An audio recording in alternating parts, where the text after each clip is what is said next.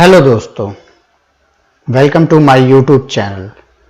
आज के इस वीडियो में हम सीखेंगे एक इंटरेस्टिंग एंड इम्पॉर्टेंट कॉन्सेप्ट को, जो कि है how to find last row in Excel VBA.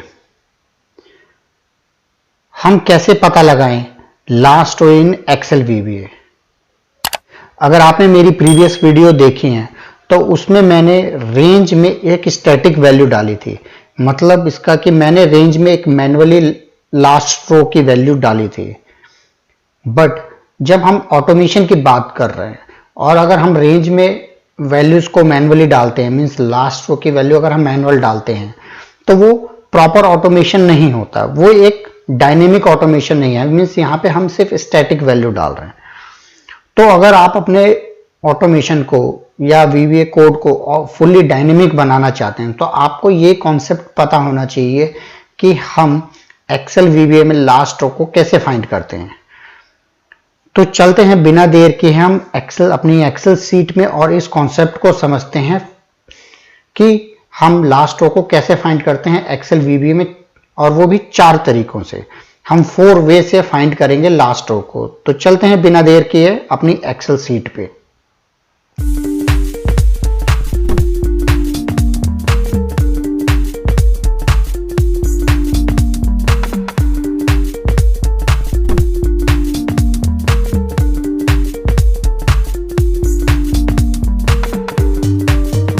ये आ गए हम अपनी एक एक्सेल शीट पे। यहाँ पे आप देख सकते हैं कि एक मैंने सैंपल डेटा लिया हुआ है और इस डेटा में जो हमारा लास्ट वैल्यू है, लास्ट रो है, वो 20 है।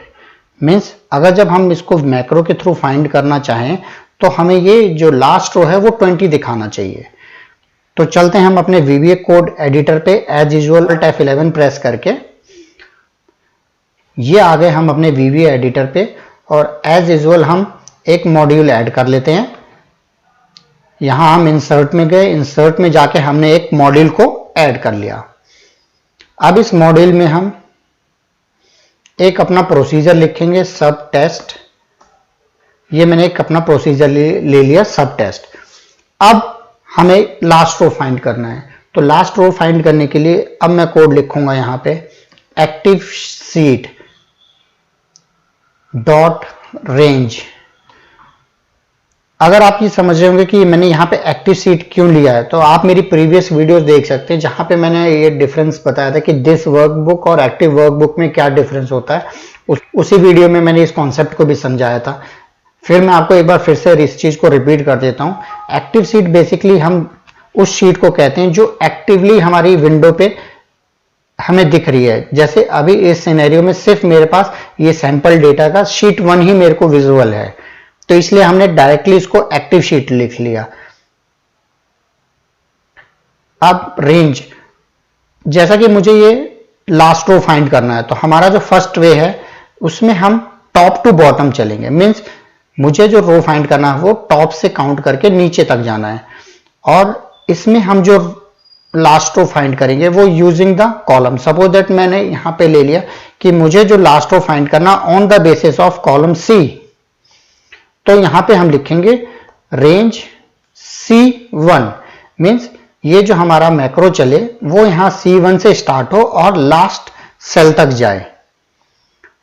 इसके लिए अब क्या करेंगे, यहां पे हमें लास्ट सेल तक जाना है, मींस डाउन जाना है। तो हम यहां पे लिखेंगे dot END and then Excel down. ये एक कीवर्ड है, एक्सेल डाउन जो है वो एक कीवर्ड है। देन हम यहां पे लिखेंगे डॉट रो। हमें क्या फाइंड करना है, रो, तो हम यहां पे लिखेंगे रो। अभी आप देख सकते हो मेरा ये कोड आ गया। Active sheet dot range, range C1 मैंने क्यों लिया, क्योंकि मुझे जो रेंज फाइंड करनी है, लास्ट रो फाइंड करना है, वो कॉलम C के बेस पे करना है, इसलिए मैंने यहां पे रेंज C1 लिया।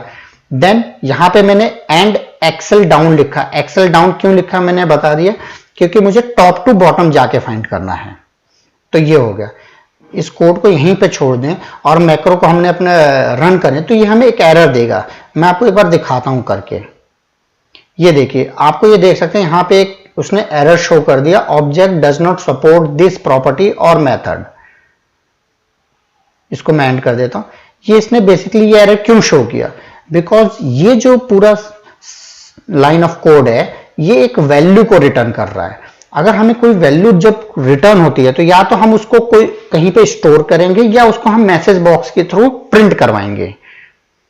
तो मैं आपको दोनों तरीके से दिखाता हूं। पहले मैंने यहां लिख लिया मैसेज बॉक्स। अब ये देखिए, अब अगर मैं इसको रन करता हूं तो ये आपको एरर शो नहीं करेगा। ये देखिए यहां पे उसने मैसेज बॉक्स शो किया जो कि आपको दिखा रहा है 20 और हमारा लास्ट रो जो है वो 20 ही है। तो इसका मतलब ये जो कोड है हमारा परफेक्टली काम कर रहा है। ये हो गया मैसेज बॉक्स से थ्रू। अब हम क्या करेंगे, इस मैसेज बॉक्स की जगह हम एक वेरिएबल को ले लेंगे। मैंने यहां एक वेरिएबल ले लिया LR, उसका short form means last row, क्योंकि हम लास्ट रो फाइंड कर रहे हैं। और इस लास्ट रो को अब हम मैसेज बॉक्स के थ्रू प्रिंट करेंगे। यहां मैंने लिख लिया message box, message box LR। अब इसको हम रन करके देखते हैं। ये देखिए यहां पे गया, यहां LR में उसने वैल्यू को स्टोर किया, देन इस वैल्यू को उसने प्रिंट कर दिया 20। तो ये हमारा पहला तरीका होता है लास्ट रो फाइंड करने का, जिसमें हम टॉप टू बॉटम चल रहे हैं। अब इसमें हम एक सिनेरियो लेते हैं, क्योंकि हम कॉलम सी के बेस में हम लास्ट रो फाइंड कर रहे हैं। तो हम कॉलम सी में ही क्या करते हैं, एक सिनेरियो डालते हैं जहां पे हमने एक सेल की वैल्यू हमने ब्लैंक कर दिया। सपोज दैट मैंने कॉलम 8 रो 8 पे मैंने एक वैल्यू जो है सेल की वैल्यू मैंने ब्लैंक कर दिया। अब चलते हैं और अब हम लास्ट रो फाइंड करके देखते हैं क्या ये हमारा कोड परफेक्टली वर्क कर रहा है या नहीं कर रहा है। हमने दोबारा कोड को रन किया एंड अब देखिए, अब आप यहां देख सकते हैं कि यहां इसने जो लास्ट रो दिखाया वो यहां पे दिखा रहा है 7, जबकि मेरा लास्ट रो है वो 20 है। ये इसलिए हुआ क्योंकि जो हम top to bottom last row find करते हैं तो उस मैक्रो क्या देखता है कि मैक्रो को जैसे ही कोई ब्लैंक सेल दिख गया उसके लिए वो वहां पे लास्ट रो हो गया। तो जब हम टॉप टू बॉटम अगर हम लास्ट रो फाइंड कर रहे हैं तो हमें यह ध्यान रखना होगा कि उस कॉलम में कोई ब्लैंक सेल नहीं होना चाहिए। तो ये हो गया हमारा पहला तरीका। अब इसको हम कमेंट कर देते हैं। अब चलते हैं हम अपने, इसको मैं कमेंट कर दिया मैंने, यहां पे मैं और डाल देता हूं फर्स्ट मेथड। देन अब चलते हैं हम अपना दूसरा मेथड देखते हैं लास्ट रो फाइंड करने।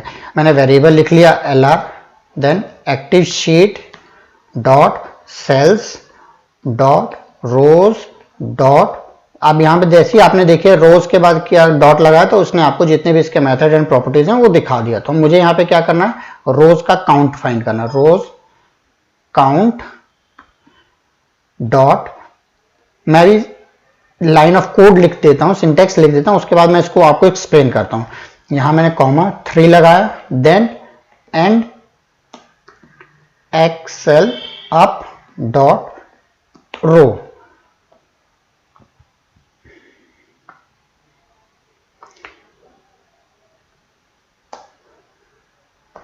ये हमारा है सेकंड मेथड। इस कोड को आपको समझाता हूं। मैंने ये वेरिएबल लिया क्योंकि ये वैल्यू जो हमारा लाइन ऑफ कोड है वो वैल्यू को रिटर्न करेगा। उस वैल्यू को हमने LR के वेरिएबल में स्टोर कर लिया। इसके बाद एक्टिव शीट डॉट सेल्स लगा। अब इस सिनेरियो में हम क्या, पहले कंडीशन में हम पहले मेथड में हम क्या कर रहे थे कि टॉप टू बॉटम जा रहे थे।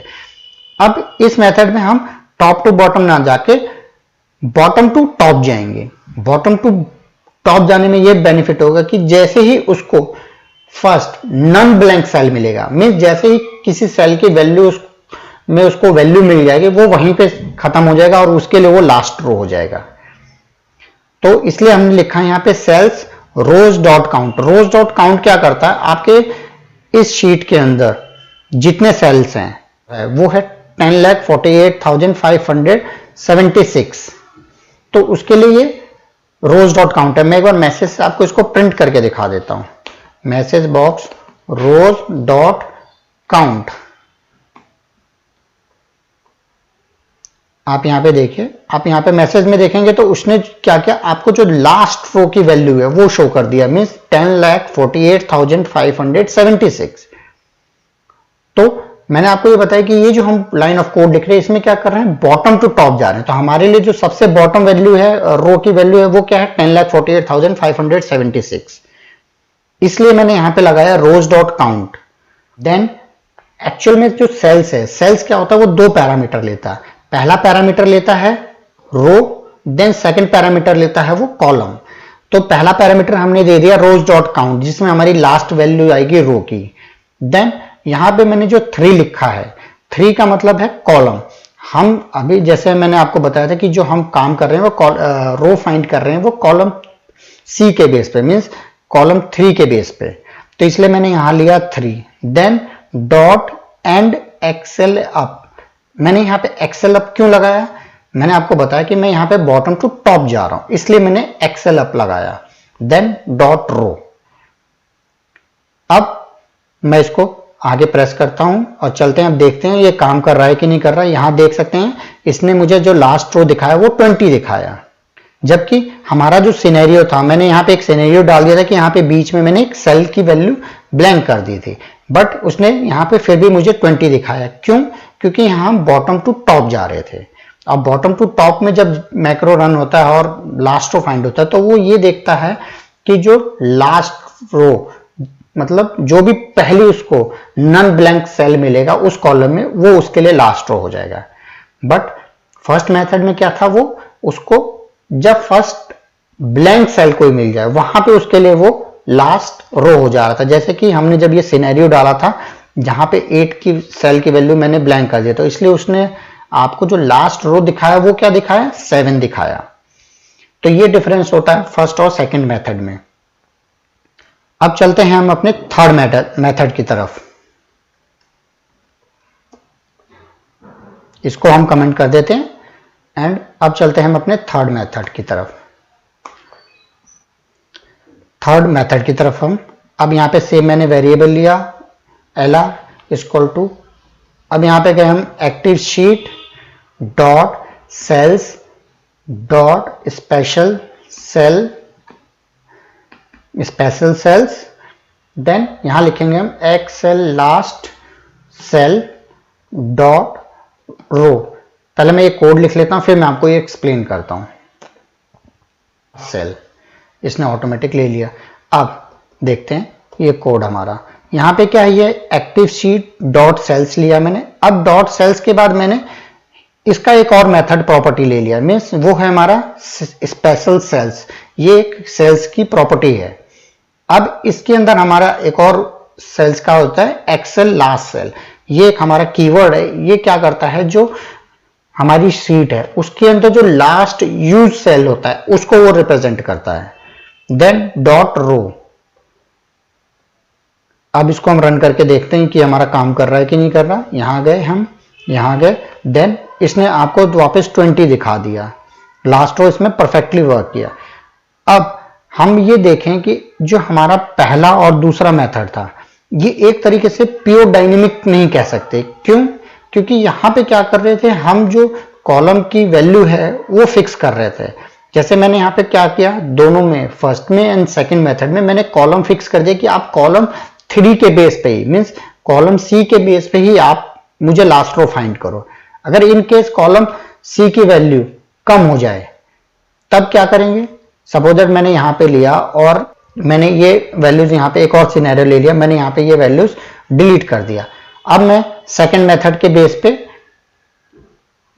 अब तीनों मेथड के बेस पे, फर्स्ट मेथड के बेस पे भी हम वैल्यू चेक करेंगे, सेकंड मेथड के बेस पे भी और थर्ड मेथड के, सबके आगे मैं मैसेज बॉक्स लगा देता हूं LR, message box LR।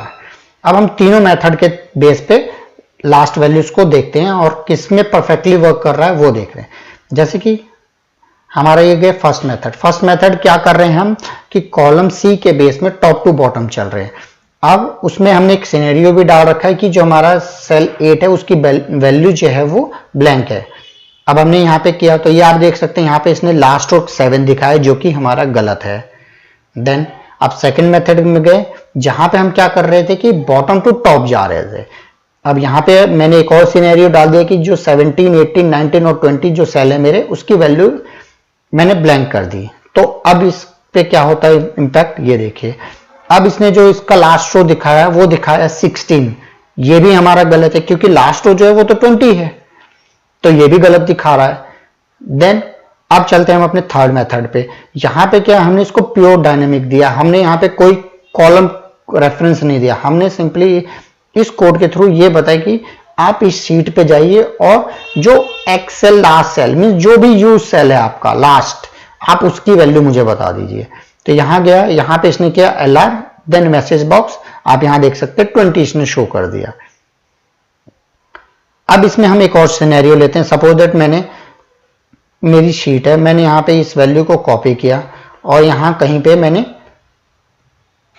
Note डाल दिया। सपोज दैट जैसे हम कुछ एक्सेल में काम करते हैं तो हम एक नोट्स वगैरह डाल देते हैं, मैंने डाल दिया ये नोट दिल्ली करके डाल दिया, ये एक अपने रेफरेंस के लिए मैंने डाला था। अब चलते हैं अपने थर्ड रो, थर्ड जो हमारा मेथड था उसके थ्रू हम अब फिर वैल्यूज को चेक करते हैं। मैं बाकी सिनेरियोज को बंद कर देता हूं, कमेंट कर देता हूं, आप ये डिफरेंस समझ गए होंगे होपफुली। अब चलते हैं हम थर्ड को दोबारा से देखते हैं।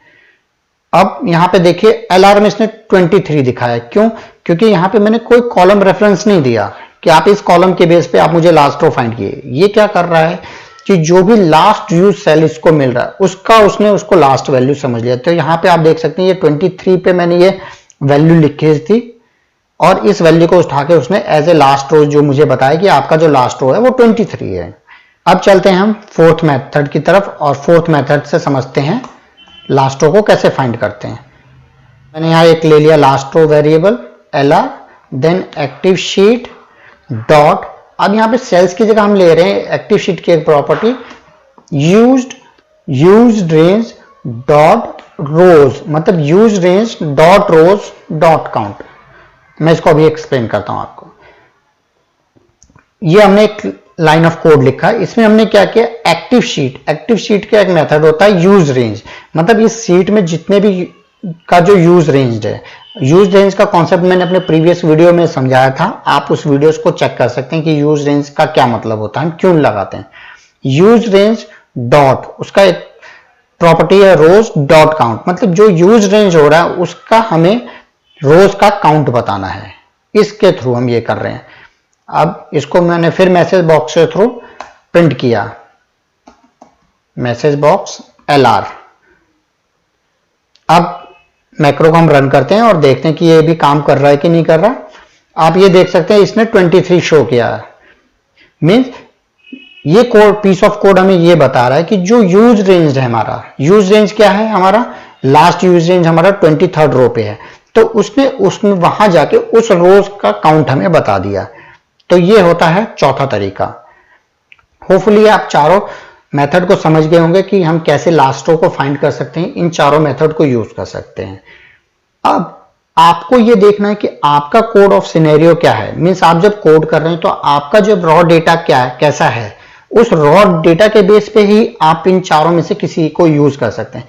फॉर एग्जाम्पल मैंने इसको भी कमेंट कर दिया। अब मेरा एक सिनेरियो है कि मेरा जो रॉ डेटा है, ये मेरा एक रॉ डेटा है, इस पे मुझे VBA कोड लिखना है और जो मुझे काम करना है सिर्फ रॉ डेटा पे काम करना है।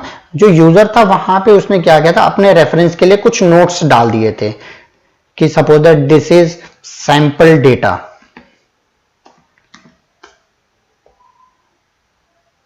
सैंपल डेटा, उसने एक ये नोट्स डाल रखा था अपने रेफरेंस के लिए। अब जब हम प्रोग्रामिंग कर रहे हैं, अब मुझे जो काम करना है वो सिर्फ मुझे रॉ डेटा पे काम करना है, जो लास्ट लाइन है वो मुझे नहीं चाहिए। तो मुझे क्या करना होगा, जब मैं मैक्रो इसका लिखूंगा, कोड लिखूंगा, तो ये जो है मुझे रॉ डेटा के बाद जितना भी एक्स्ट्रा डेटा है उसको मुझे डिलीट करना है। तो जब डिलीट करना है तो मुझे ये पता होना चाहिए कि मेरा लास्ट रो क्या है, उसके बाद का ही आप डेटा डिलीट करेंगे।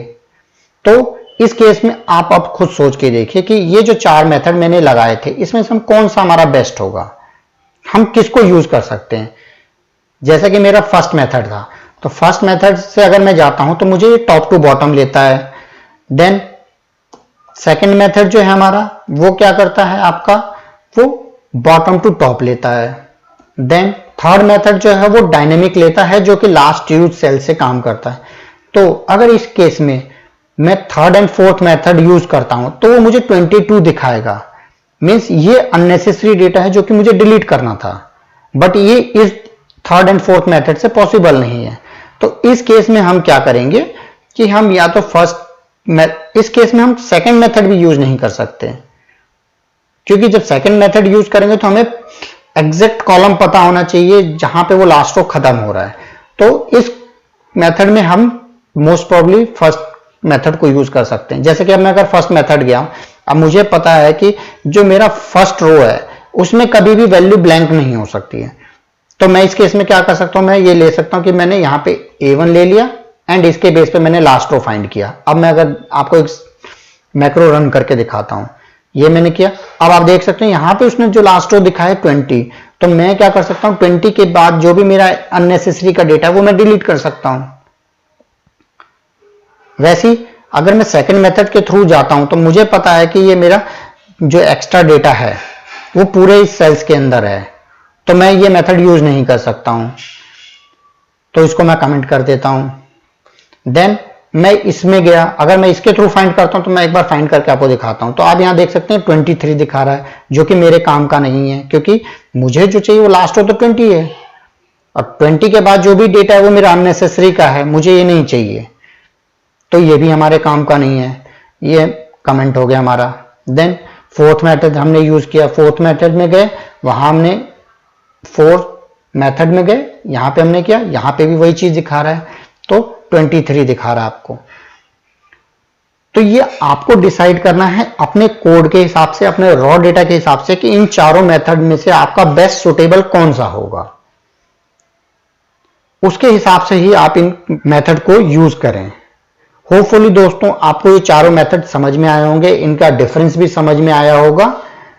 अगर दोस्तों ये आपको वीडियो इंटरेस्टिंग लगी, आपको इससे कुछ नॉलेज गेन हुआ, तो प्लीज आप मेरे चैनल को लाइक एंड सब्सक्राइब जरूर कीजिए। तब तक के लिए दोस्तों थैंक यू, जय हिंद।